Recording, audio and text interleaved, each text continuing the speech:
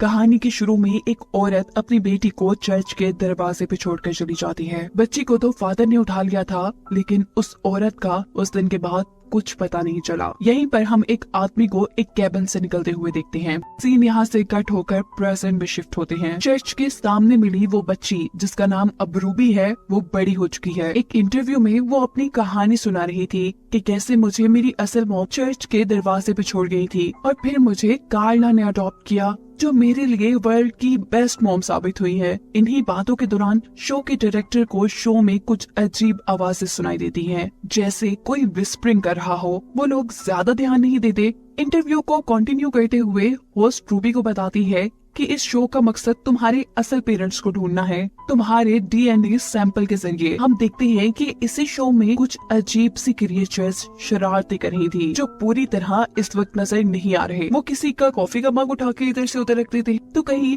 Spotlights के switches उतार देते हैं, जिसकी वजह से स्पॉटलाइट रूबी के ऊपर गिरने ही वाली थी, पर एंकर उसे बचा लेती है। सबको ये एक नॉर्मल एक्सीडेंट लग रहा था कि तभी अचानक एंकर के सर पर स्विच लगता है और वो जख्मी हो जाती है। ये काम भी उन्हीं छोटी क्रिएचर्स का था। कुछ दिन बाद का सीन दिखाया जाता है। रूबी एक क्लब में म्यूजिक बैंड के साथ अपना काम कर रही थी और यहाँ मूवी के शुरू में दिखाया जाने वाला वो इंसान डॉक्टर हू रूबी पर नजर रखे हुए था। अगले दिन इसी क्लब में रूबी अपना काम कर रही होती है और आज डॉक्टर हू उसे सबसे अलग डांस करते हुए नजर आते हैं। रूबी को ये अच्छे लग रहे थे। हम देखते हैं कि छोटी क्रिएचर्स दोबारा रूबी को तंग कर रही हैं। वो रूबी की ड्रिंक का ग्लास नीचे गिराने ही वाले थे कि डॉक्टर हू उसे कैच करके टेबल के ऊपर रख देते हैं और रूबी से बात करते हैं। उसे बताते हैं कि मैं हेल्थ एंड सेफ्टी डिपार्टमेंट से हूँ, क्या तुम मुझे बताना पसंद करोगी कि तुम्हारे साथ ये अजीब काम अक्सर होते हैं, जैसे चीजों का गिर जाना, टूट जाना। रूबी हाँ में सर हिलाते हुए बोलती है, ऐसा इसलिए है कि मैं बहुत ज्यादा केयरलेस हूँ। डॉक्टर हू कहते हैं नहीं, इसकी रीजन इससे भी ज्यादा खतरनाक है। ये कहकर वो रूबी को कंफ्यूजन में छोड़कर ही यहाँ से जा चुके थे। अगले दिन रूबी अपनी फ्रेंड्स के साथ बाहर घूम रही थी। वो अपनी फ्रेंड्स को बताती है कि मैं बहुत चीजें खराब करती हूँ और इसी वजह से मेरी जॉब भी चली गई है। मुझे लगता है कि मेरे साथ कोई बैड लक चल रहा है। ये लोग एक टैक्सी में बैठते हैं और उसी टाइम सिग्नल रेड हो जाता है। इनके ऊपर एक स्नोमैन का स्टैचू था, जिसके स्क्रूज भी वो छोटी क्रिएचर्स खोलती हुई नजर आती है। इससे पहले कि वो स्टैचू उनकी गाड़ी के ऊपर गिर जाता और उनकी गाड़ी का एक्सीडेंट हो जाता, डॉक्टर हू अपने डिवाइस से सिग्नल को ग्रीन कर देते हैं। गाड़ी आगे चली जाती है और ये स्टैचू डॉक्टर हू के ऊपर गिर जाता है। इसके बाद डॉक्टर हू अपने टेलीपोर्टेशन कैबिन के अंदर बैठकर यहाँ से गायब हो जाते हैं। अगले दिन रूबी ग्रोसरी करके घर वापस आ रही थी और यहाँ भी वो छोटी क्रिएचर उसे तंग करने के लिए उसके ग्रोसरी बैग फाड़ देते हैं। रूबी बेचारी सारा सामान कलेक्ट करती है, पर अंडे टूट चुके थे। वो घर आकर ये सब अपनी मॉम को बताती है। उसकी मॉम बहुत खुशी से उसे बताती है कि हमारे घर आज एक नया बेबी आने वाला है। वो भी एक्साइटेड हो जाती है क्योंकि आज उसका भी बर्थडे था। रूबी की मॉम कार्ला, जिसने उसे पाला था, वो एक ऑर्फनेज चलाती थी, लेकिन रूबी को उसने अपनी बेटी की तरह पाला था। अपने घर पर वो अपने घर आने वाली इस छोटी बच्ची की जिम्मेदारी रूबी को देकर खुद घर से बाहर चली जाती है और तभी रूबी को उस एंकर की कॉल आती है जो मूवी के स्टार्ट में रूबी का इंटरव्यू ले रही थी। वो रूबी को बताती है कि तुम्हारे डीएनए के जरिए पूरी दुनिया से तुम्हारे असल मॉम डैड का पता नहीं चला। साथ ही वो रूबी से ये पूछ रही थी कि तुम्हारे साथ उस दिन के बाद से कुछ बुरा तो नहीं हुआ। मेरे साथ तो बहुत चीजें बुरी हुई, मेरे काफी एक्सीडेंट हुए, मैं बोट से गिर गई। वो अभी भी बहुत ज्यादा इंजर्ड थी। वो अभी यही सब बातें बता रही थी कि अचानक उनके पास रखा क्रिसमस ट्री भी उनके ऊपर ही गिर जाता है और कॉल कट हो जाती है। रूबी को बेबी के रूम में रखे फोन के अंदर से कुछ आवाजें आती हैं, जैसे कोई उसे बर्थडे विश कर रहा हो। वो जल्दी से बेबी के रूम में जाती है और परेशान हो जाती है क्योंकि वहाँ दो बेबी थी ही नहीं। वो बेड के नीचे देखती है तो वहाँ उनका कैमरा रखा था। उनके कैमरे से एक पिक्चर ली गई थी जिसके अंदर हमें उस छोटी क्रिएचर का फेस नजर आ रहा था। रूबी उन क्रिएचर को ऊपर से जाते हुए भी देख लेती है और उसका पीछा करती है, जहाँ वो क्रिएचर बेबी को एक बास्केट में डालकर आसमान की तरफ ले जा रहे थे। रूबी भी उनकी सीढ़ी के ऊपर चढ़ जाती है और हम देखते हैं कि यहीं पर डॉक्टर हू भी आ जाते हैं, जो रूबी का पीछा करने की कोशिश करते हुए रूबी से पूछता है, आसमान से लटकी हुई इस सीढ़ी के ऊपर क्यों चढ़ रही हो? रूबी कहती है वो क्रिएचर्स बेबी को ले जा रही है। डॉक्टर भी जंप करके उसी सीढ़ी के ऊपर चढ़ जाते हैं और रूबी को इन क्रिएचर्स के बारे में बताते हुए कहते हैं कि इनका नाम गॉब्लिन है। अब रूबी को इस सीढ़ी के ऊपर लटके रहने में भी मुश्किल हो रही थी। डॉक्टर उसे अपने ऐसे ग्लव्स देते हैं जो आराम से रूबी का सारा वजन उठा सकते थे। ये सीढ़ी आसमान में उड़ने वाली एक शिप के साथ अटैच थी। डॉक्टर हु कहते हैं कि ये गॉब्लिन्स का ठिकाना है जहाँ पर गॉब्लिन्स बच्चों को खाते हैं और अब तो वो हमें भी खा जाएंगे। रूबी ये सुनकर डर जाती है और गॉब्लिन सीढ़ी से उन्हें ऊपर की तरफ खींच लेते हैं। गॉब्लिन्स ने इन दोनों को कैद कर दिया था। रूबी डॉक्टर से कहती है कि आज मेरा बर्थडे है। ये सुनकर डॉक्टर उसे बताते हैं कि अगर आज तुम्हारा और उस बच्ची का दोनों का ही बर्थडे है तो इसी इत्तेफाक की वजह से गॉब्लिन्स ने उस बच्ची को उठाया है, क्योंकि इत्तेफाक यानी कोइंसिडेंस बच्चों को और भी ज्यादा मजेदार बना देता है गॉब्लिन्स के लिए। ये गॉब्लिन्स इत्तेफाक, लक और ऐसी चीजों के पीछे जाते हैं। अब जैसे तुम्हारे साथ बैड लक थी, इसीलिए ये गॉब्लिन्स तुम्हारे पीछे पड़ गए। इन गॉब्लिन्स को आने वाले वक्त में होने वाले कोइंसिडेंस का यानी इत्तेफाकों का पहले पता चल जाता है। वो ये जान चुके थे कि क्रिसमस ईव पर तुम्हारे घर वो बच्ची आने वाली है। रूबी सवाल करती है कि आपको इतना सब कुछ कैसे पता? डॉक्टर कहते हैं कि ये सब मैंने अभी मालूम किया है। डॉक्टर हु ने इस टाइम अपने आप को भी छुड़वा लिया था, साथ ही रूबी को भी। वो यहाँ अपने गैजेट्स की मदद से इन दरवाजों को खोलने की कोशिश करते हैं, पर यहाँ पे कुछ भी मेटालिक नहीं था और उनकी डिवाइसेस मेटल्स पे काम करती थी। वो अब अपना दिमाग लगाते हैं और एक रस्सी को जोर से खींचते हैं और ऐसे ये लोग इस कैद से आजाद हो गए हैं। रूबी ने डॉक्टर को बताया था कि वो 2 बच्चे पैदा हुई थी और अब डॉक्टर के मुताबिक गॉब्लिन्स 2 बच्चे ही इस बच्ची को खाने वाले थे। ये लोग एक टनल के जरिए उस बच्ची को बचाने के रास्ते में थे और तभी उन्हें एक बेल की आवाज सुनाई देती है। 2 बजने में भी सिर्फ 3 मिनट रह गए थे। ये लोग एक होल से नीचे दिखते हैं जहाँ बहुत सारे गॉब्लिन्स जमा हैं। एक साइड पर कुछ गॉब्लिन्स नाच रहे हैं तो दूसरी तरफ कन्वेयर बेल्ट पर बच्ची को आगे की तरफ लेकर जाया जा रहा है और यहीं दूसरी तरफ हमें गॉब्लिन्स के किंग को दिखाया जाता है जो बहुत ही बड़ा और बहुत ही खतरनाक नजर आ रहा था। इसे देखकर रूबी और भी ज्यादा घबरा जाती है क्योंकि रूबी का बेबी कन्वेयर बेल्ट पर आहिस्ता आहिस्ता आगे बढ़कर उस किंग के मुंह में जाने वाला था और तभी डॉक्टर के एक रस्सी खोलने से ये दोनों नीचे कन्वेयर बेल्ट पर गिर जाते हैं, उसी कन्वेयर बेल्ट पर जिस पर बच्ची थी। ये कन्वेयर बेल्ट रुक जाती है और सभी गॉब्लिन्स हैरान होकर उन्हें देखने लग जाते हैं। जब डॉक्टर हु बच्चे को गॉब्लिन के किंग के सामने से उठाते हैं तो किंग बहुत ज्यादा गुस्सा हो जाता है। अब डॉक्टर हु उनसे अपना तारुफ करवाता है और साथ ही उनके बजाए हुए गाने के ऊपर डांस भी करने लगता है। किंग और सभी गॉब्लिन्स इनके डांस को देखकर खुश हो जाते हैं। डांस करते करते डॉक्टर हु ने खुद भी एक ग्लव पहन लिया था और दूसरा ग्लव रूबी को दे दिया था। दोनों ग्लव्स पहनते ही बच्ची को लेकर रस्सी के साथ लटक कर नीचे की तरफ आ जाते हैं।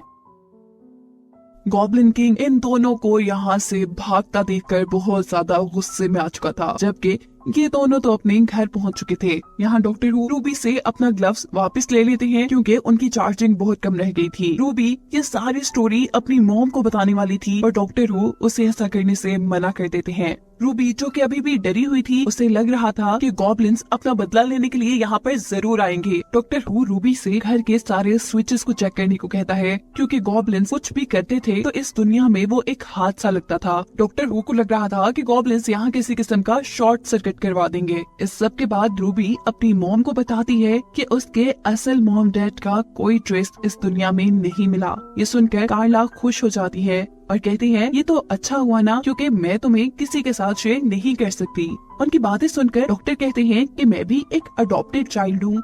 Wow coincidence. ये जैसे ये लफ्ज कार्ला के मुंह से निकलते हैं तो डॉक्टर हु उन्हें ये लफ्ज बोलने से मना कर देता है क्योंकि जैसा हमें पता है कि गॉब्लिन्स कोइंसिडेंस के पीछे आते हैं तो यहाँ भी आ सकते थे, पर इस मर्तबा तो खुद भी डॉक्टर के मुंह से 2-3 मर्तबा कोइंसिडेंस का लफ्ज निकल गया था। ऐसा करते ही अचानक उनका घर टूटने लग जाता है। घर की छत में एक दरार आ जाती है और उनका फ्लैट आधा आधा बढ़ जाता है। डॉक्टर पूरे घर को चेक करते हैं और कहते हैं कि थैंक गॉड ये चले गए। ये शायद उनका गुड बाय गिफ्ट था क्योंकि बेबी भी यहाँ पर सही सलामत थी। यहाँ तक के गॉब्लिन अपनी पिक्चर में से भी गायब हो गए थे। डॉक्टर इन सभी चीजों से तब तक खुश थे जब तक उन्हें ये नहीं पता था कि रूबी भी उनके घर से गायब है। बात सिर्फ यही खत्म नहीं हुई थी। रूबी सिर्फ उनके घर से गायब नहीं थी, वो अपनी मॉम की यादों से, इस दुनिया से हर तरह से गायब हो चुकी थी। इन सारी बातों का साफ मतलब था कि गॉब्लिन्स पास्ट में जाकर छोटी रूबी को अपने साथ ले गए थे। डॉक्टर को समझ आ जाती है कि उन्हें ही अब टाइम में पीछे जाकर इन सारी चीजों को ठीक करना होगा। अपने टेलीपोर्टेशन कैबिन में बैठकर डॉक्टर हु उसी रात में पहुंचती है जब एक और रूबी को चर्च के सामने छोड़ कर गई थी। यानी ये वही सीन है जो हमने मूवी के स्टार्ट में देखा था। डॉक्टर देखते हैं कि गॉब्लिन रूबी को ऊपर की तरफ लेकर जा रहे थे। डॉक्टर उनकी सीढ़ी के ऊपर चढ़ जाते हैं पर सीढ़ी टूट जाती है, जबकि दूसरी तरफ गॉब्लिन किंग रूबी को खाने ही वाला था। जिस वक्त अचानक डॉक्टर हु अपने सुपर ग्लव्स को पहनकर गॉब्लिन की शिप को नीचे की तरफ खींच लेते हैं। ये शिप चर्च के पिलर से टकराती है, जो पिलर गॉब्लिन किंग के पेट के अंदर स्टैब हो जाता है और गॉब्लिन किंग वहीं पर मर जाता है, जिसके बाद गॉब्लिन्स की शिप गायब हो जाती है। डॉक्टर नीचे गिरने वाली रूबी को कैच करके दोबारा चर्च के आगे रख देते हैं और वहाँ से दूर चले जाते हैं। वो देखते हैं कि चर्च के फादर रूबी को उठाकर चर्च में ले जा चुके थे, जिसके बाद वो दोबारा अपनी मशीन के अंदर बैठकर प्रेजेंट टाइम में आते हैं, जहाँ अभी भी रूबी का फ्लैट क्रैक हुआ था। वो रूबी को पहले की तरह देखकर बहुत ज्यादा खुश होती है। वो ये सारी कहानी रूबी को बता रहे थे कि अचानक उन्हें एंकर याद आती है जिसके ऊपर क्रिसमस ट्री गिरने वाला था। वो दोबारा अपने टेलीपोर्टेशन कैबिन के अंदर बैठकर उनकी भी जान गॉब्लिन से बचाने के लिए चले जाते हैं और इस मर्तबा मिशन पूरा करने के बाद वो वापस रूबी के पास नहीं आते, बल्कि रूबी उनको ढूंढते हुए उनके टेलीपोर्टेशन कैबिन तक पहुंच जाती है। रूबी जैसे ही इस कैबिन का दरवाजा खोलती है तो अंदर से ये इतना बड़ा होगा उसने तो सोचा ही नहीं था। ये देखकर वो बहुत ज्यादा इम्प्रेस हुई थी। डॉक्टर हु ने इन सभी की लाइफ की मुश्किलें ठीक कर दी थी जो कि गॉब्लिन्स की वजह से यहाँ पे आई थी। कहानी के शुरू में कोई पत्थरों के छोटे छोटे टुकड़े करके जमीन में दफना देता है और यहीं से सीन शिफ्ट होकर मार्टिन नामी साइंटिस्ट को दिखाया जाता है जो घने जंगलों के दरमियान गवर्नमेंट के बनाए रिसर्च एरिया में जाता है। हमें पता चला है कि इस वक्त दुनिया में कोई अजीब वबा फैल गई है जिसके चलते आधे इंसान मारे जा चुके हैं। जमीन पर खाने की भी कमी हो गई है। गवर्नमेंट चाहती है कि कोई ऐसा तरीका निकाला जाए कि थोड़ी बची फर्टाइल जमीन से ज्यादा अनाज उगाया जा सके और दुनिया में बचे इंसानों के लिए खाने का मसला खत्म हो। इसी रिसर्च के सिलसिले में मार्टिन भी यहाँ आया था। पहले उसके कुछ फिजिकल टेस्ट किए जाते हैं ये जानने के लिए कि वो भी वबा के वायरस से इन्फेक्टेड तो नहीं। टेस्ट क्लियर होने पे वो अपनी गाइड एल्मा से मिलता है जो उसे जंगल के उस हिस्से में ले जाती जहाँ उसे रिसर्च करनी थी। इस वक्त जिस घर में मार्टिन रुका था वहाँ पर एक पेंटिंग थी जिसमें जंगल में खड़ी देवी को इंसानों की बलि दी जा रही थी। वो जब इस बारे में एल्मा से पूछता है तो एल्मा बताती है कि पुराने लोगों का मानना था कि इस जंगल में एक देवी है जिसको खुश करने के लिए ये लोग इंसानों की बलि भी दिया करते थे और वो नेचर का ख्याल रखती है। पर अब तो ये बच्चों को सुनाने के लिए कहानी ही रह गई है। खैर मार्टिन यहाँ के लोगों से पूछता है कि पहले जो रिसर्चर्स यहाँ पे आए थे और जंगल में खो गए उन्हें नई टेक्नोलॉजी के जरिए क्यों नहीं ढूंढा गया। जवाब में उसे कहा जाता है कि वो लोग बगैर गाइड के जंगल में गए थे। ऐसे में जंगल में गुम जाना बहुत आम सी बात है और जंगल में गुमना इंसान पे ऐसा खौफतारी कर देता है कि इंसान फिर जिंदा नहीं रहता। मार्टिन सिर्फ किसी रिसर्च के सिलसिले में नहीं यहाँ आया था, वो यहाँ किसी को ढूंढने भी आया था। जंगल में जाते हुए वो अपनी गाइड एल्मा को ओलिविया के बारे में बताता है जिसके साथ उसने बहुत सारा रिसर्च वर्क किया था। वो सच में एक बहुत ही ज़हीन लड़की थी। वो काफी टाइम से इस जंगल में रिसर्च कर रही थी पर पिछले 6 माह से किसी को उनका लेटर नहीं मिला। फिर जब ये आगे बढ़ते हैं तो इन्हें एक टूटा बिखरा कैफ मिलता है। एल्मा बताती है कि एक फैमिली इस जंगल में आई थी, पता नहीं उनके साथ क्या हुआ लेकिन वो कभी लौट कर नहीं आए। ये सोचकर कि वो लोग मर गए होंगे ये दोनों काफी उदास हो जाती हैं। रात होने से पहले ये लोग दोबारा कैंप लगा लेते हैं और इस रात इनके ऊपर कोई हमला कर देता है। न जाने किसने हमला किया था। इनकी आंखों में तो सिर्फ तेज रोशनी पड़ रही थी। इनको खूब माना जाता है कि ये लोग बेहोश हो जाते हैं। होश आने पे ये देखते हैं कि इनको लूट लिया गया था। इनके पास तो जूते भी नहीं रहे थे। बिना सामान और जूतों के जब ये लोग आगे बढ़ते हैं तो मार्टिन के पाँव में बहुत ही गहरा कट लग जाता है। उसके पाँव पे पट्टी बांध देती है और उसे एक लकड़ी देती है जिसके सहारे वो जंगल में आगे बढ़ सके। और आगे जाने पे वो एक ऐसी जगह पे पहुंच जाते हैं जहाँ आवाज ही नहीं थी, सन्नाटा था वहाँ पे, हवा तक की आवाज नहीं थी। और अचानक इनके सामने अब एक आदमी आता है जिसे देखकर ये डर जाते हैं। वो आदमी कहता है डरने की जरूरत नहीं, मैंने बस इस लड़की को जख्मी देखा तो तुम्हारे पास चला आया। वो कहता है कि मेरे पास कुछ जूते हैं तो मेरे कैंप पे आ जाओ, मैं तुम्हें जूते दे दूंगा। ये दोनों नोटिस करते हैं कि इस आदमी के पास तो काफी सामान था, शायद वो यहाँ काफी अरसे से रह रहा था। वो मार्टिन के पाँव का जख्म दिखता है जो बहुत गहरा था, इसीलिए वो उसके पाँव में टांके लगाता है, उसे पहनने के लिए जूते देता है, खाना और पानी भी। आखिर में कुछ मीठा पीने के बाद ये दोनों बेहोश हो जाते हैं। इससे हमें पता चलता है कि ये आदमी भी कोई अच्छा आदमी नहीं है। किसी खास मकसद से वो इन दोनों को अपने कैंप में लेके आया था। वो इन दोनों को मरे हुए इंसानों जैसे कपड़े पहनाकर इनकी तस्वीरें लेता है। दोनों को जब होश आता है तो ये कुर्सी से बंधे हुए थे। वो इस आदमी से अपनी जान की भीख मांगते हैं। वो आदमी इन दोनों को बांध कर जंगल के बिल्कुल दरमियान में ले आता है और इन दोनों से कहता है कि इस जंगल में कोई अजीब ताकत है, कोई देवी, और मैं उससे बात कर सकता हूँ। और एक मजे की बात बताऊँ, तुम्हारा यहाँ आना भी कोई इत्तेफाक नहीं, तुम्हें यहाँ लाया गया है। खैर, इन सब बातों के बाद वो मार्टिन से कहता है कि तुम्हारे पैर का जख्म काफी खराब हो चुका है, तुम्हारा इन्फेक्शन पाँव की उंगलियों में फैल गया है जो कि मुझे काटनी पड़ेंगी। मार्टिन और एल्मा उसे ऐसा करने से मना कर रहे थे, लेकिन वो एक नहीं सुनता और मार्टिन के पाँव की 2 उंगलियां अपनी कुल्हाड़ी से काट देता है। मार्टिन को इतना दर्द हुआ था कि वो तो बेहोश हो चुका था। अब वो आदमी मार्टिन को यहाँ से बाहर ले जाता है, उसको अजीब से कपड़े पहना देता है, इर्द गिर्द अजीब चीजें रख देता है, ऐसे जैसे अब वो मार्टिन की बलि देने वाला हो। जबकि दूसरी तरफ एल्मा अपनी कुर्सी के पास पड़ी हुई ब्लेड को बहुत मुश्किलों से हासिल करती है, अपने आप को छुड़वाती है और मार्टिन को बचाने के लिए बाहर जाने ही वाली थी कि यहाँ पर वो पूरा आदमी आ जाता है, जिसके ऊपर हमला करने के बाद वो मुश्किल से ही सही पर मार्टिन के पास पहुंच जाती है और उसे भी छुड़ा लेती है। मौका पाते ही ये दोनों भागते हैं जंगल की 2 अलग अलग डायरेक्शंस में। मार्टिन तो पाँव पे लगने वाली चोट की वजह से काफी आहिस्ता आहिस्ता चल रहा था, जबकि एल्मा तेज भाग रही थी। यह आदमी एल्मा के ऊपर अब तीर से हमला करने ही वाला था कि तभी मार्टिन उस आदमी का ध्यान एल्मा से हटाने के लिए